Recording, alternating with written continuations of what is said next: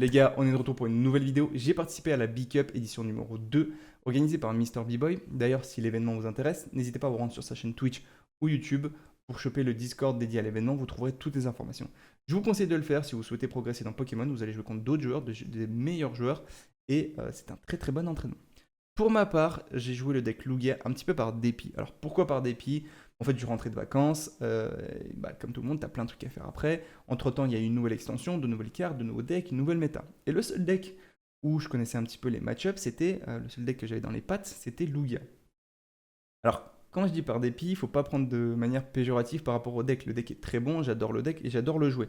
Mais pour moi, il ne se prêtait pas à la première partie de l'événement. En fait, la première partie de l'événement m'inquiétait avec le deck Lugia. Il faut savoir que la première partie de l'événement, en question, en raison de temps, et on comprend et on s'adapte, il n'y a pas de souci, se joue en BO1. Donc, tu as 3 matchs de poule en BO1 et le match d'après, c'est pareil du BO1 mais élimination directe. Donc, avec Lugia, tout peut arriver. Tu joues beaucoup de Pokémon évolutifs, tu joues beaucoup d'énergie, donc la brique est vite arrivée et les sanctions en BO1 sont fatales. Mais la poule se passe très très bien, j'explose ma poule, je finis en 3 victoires, 0 défaite. D'ailleurs, ça c'est le match de poule, c'est un peu la finale de la poule, on était tous les deux à 2 victoires, 0 défaite. Et d'ailleurs, vous allez voir que le match-up est très intéressant. Les plus malins ont déjà reconnu le match-up. Et je sors de poule, je suis premier, trop content. J'arrive et ce que je redoutais le plus est arrivé. Donc on est toujours en BO1 élimination directe pour le coup. Donc contre un deck Gardevoir. Gardevoir, c'est le match-up que je ne voulais absolument pas faire. Déjà, je n'ai pas le match-up. De deux, c'est le match-up que j'ai le moins travaillé. C'est pour ça que dans l'onglet communauté, je vous avais demandé s'il y avait des mecs vraiment chauds sur le deck, qu'on joue ensemble et que je m'entraîne. J'ai pas eu de réponse. Tant pis pour moi. Mais voilà, je tombe sur Gardevoir, je me dis bon, c'est pas grave, t'as pas le match-up, mais t'as déjà vu que ça joue. Ça joue, ça peut jouer, on va voir. Ça joue, il brique un petit peu, en fait il est pas rapide, il est lent. Il est lent à ce setup. Je suis un petit peu lent, mais il y a un timing qui est excellent, mais que je rate. En fait, je rate bêtement suite à un misclick. Ça me nique ma game et du coup je perds et je suis éliminé. Donc on peut dire que c'est un petit flop, mais la prochaine fois on fera attention, je peux me prendre qu'à moi-même. Maintenant que le petit récap du tournoi est terminé, je vous propose de passer à la vidéo. Pour la petite anecdote, je savais exactement ce que mon adversaire allait jouer. Bon, en soi, je ne devais pas le savoir, mais il est passé en stream parce qu'il avait expédié son match d'avant et on voulait voir son match d'avant. Donc, j'ai vu ce qu'il jouait et quand j'ai vu ce qu'il jouait, j'avoue, j'ai un peu fait la gueule. Je me suis dit, bon, j'ai perdu, je vais perdre, c'est pas grave, je suis déjà qualifié, tant pis. Après, je me suis ressaisi. Je me suis dit, non, on va la jouer, on va trouver une solution, on va finir premier de cette poule. Et on passe donc à ce match-up. Bon, pour les plus malins d'entre vous, vous avez reconnu, il joue Turbo Pomme de Fer. Pas besoin de vous faire un dessin, que ça explose Lugia.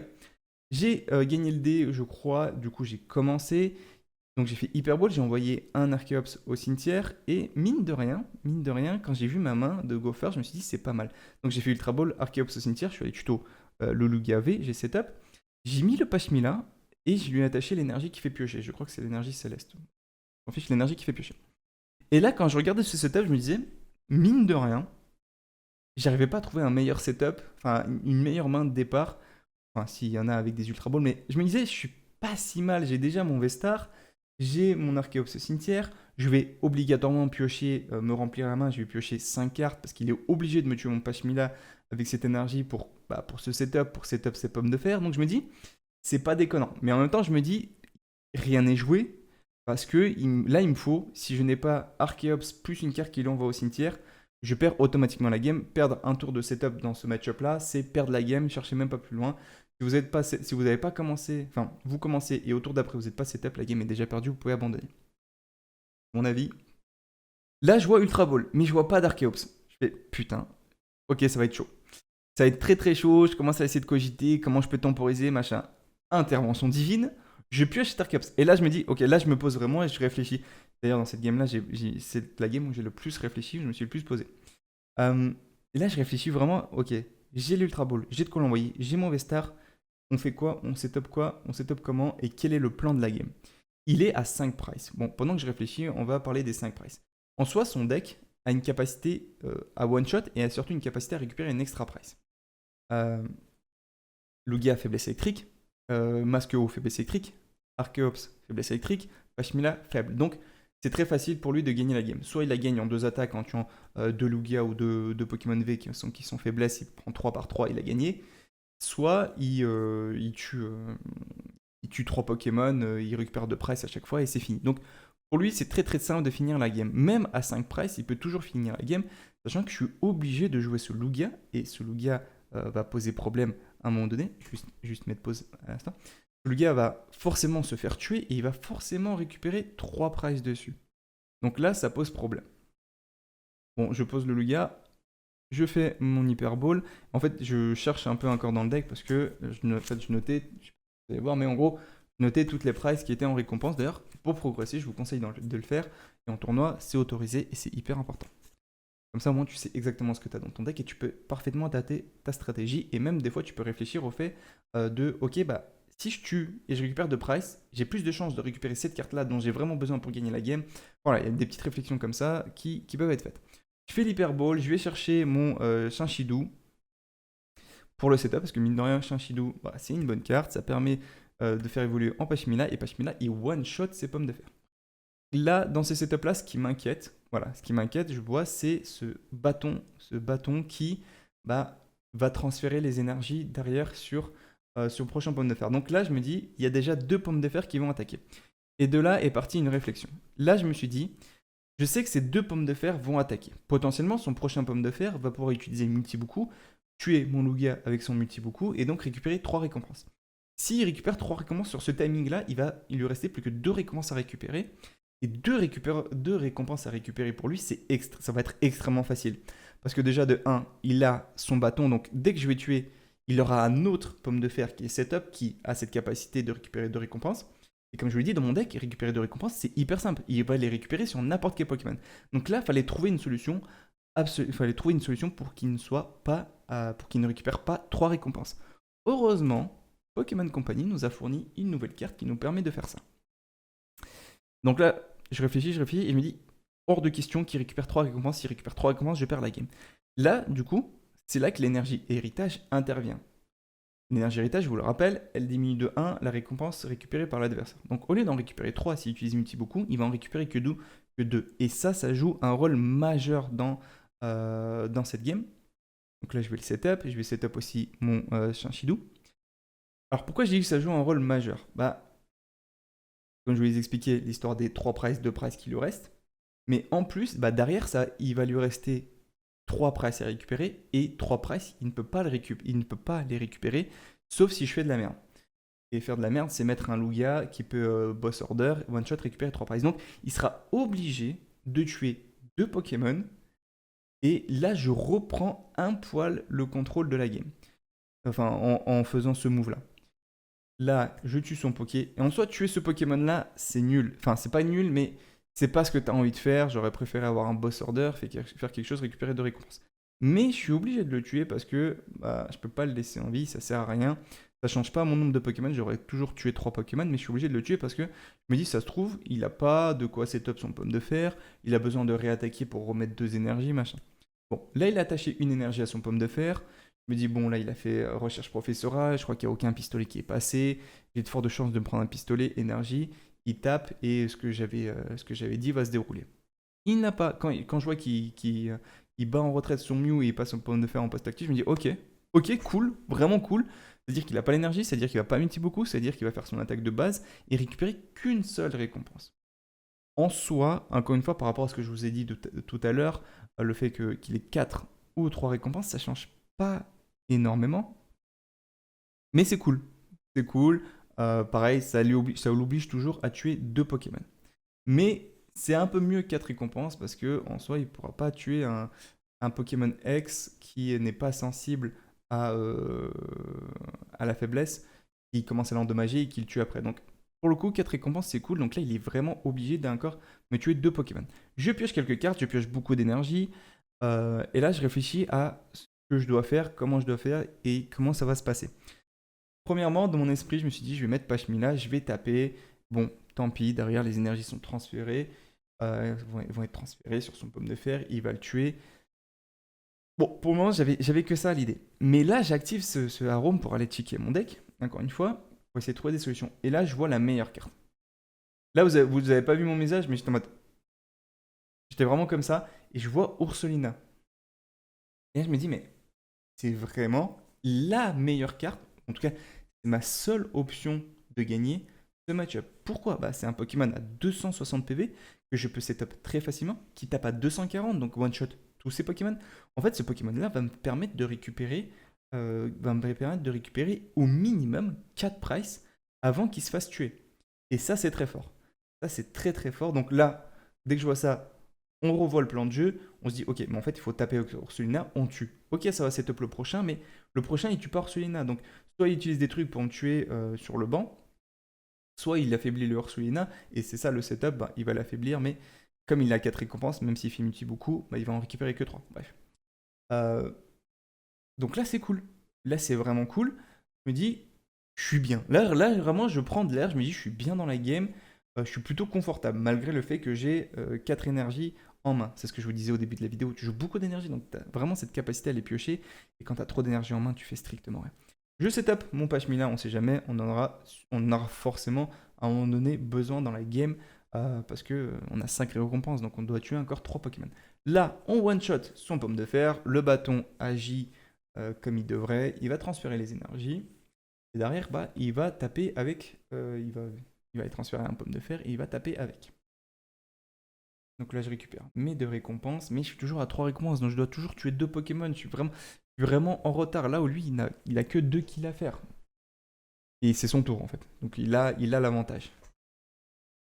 Il a l'avantage là-dessus. Il a 9 cartes en main, donc là je me dis, bon, le pomme de fer va être setup, il n'y a aucun doute là-dessus. Je commence à réfléchir si il fait un boss order, ou un prime catcher, ou un counter catcher, il pouvait. Je me dis, putain, s'il fait ça, est-ce que ça me fait chier? Qu'est-ce que ça ferait? Et oui, ça me faisait chier. Mais ce qui m'embêtait le plus, réfléchissez à ce qui m'embêtait le plus, ce serait le bâton. Ils remettent un bâton sur son pomme de fer, là ça m'emmerderait. Donc là, il fait son prime catcher et c'est une très bonne idée, c'est une très très bonne décision de sa part. C'était le meilleur play à faire selon moi. Je m'explique pourquoi. Je vais faire juste pause histoire d'expliquer. Parce qu'en fait, en faisant ça, il s'offre une option de win.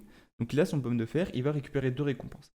Derrière, mes Archeops, ils sont faiblesse électrique. Donc il peut encore récupérer 2 récompenses sur eux très facilement. En fait, en faisant cette attaque-là, et en ne pas attaquant Ursulina, en fait, il gagne un tour. Il se donne l'opportunité prochain tour de gagner sur un boss order.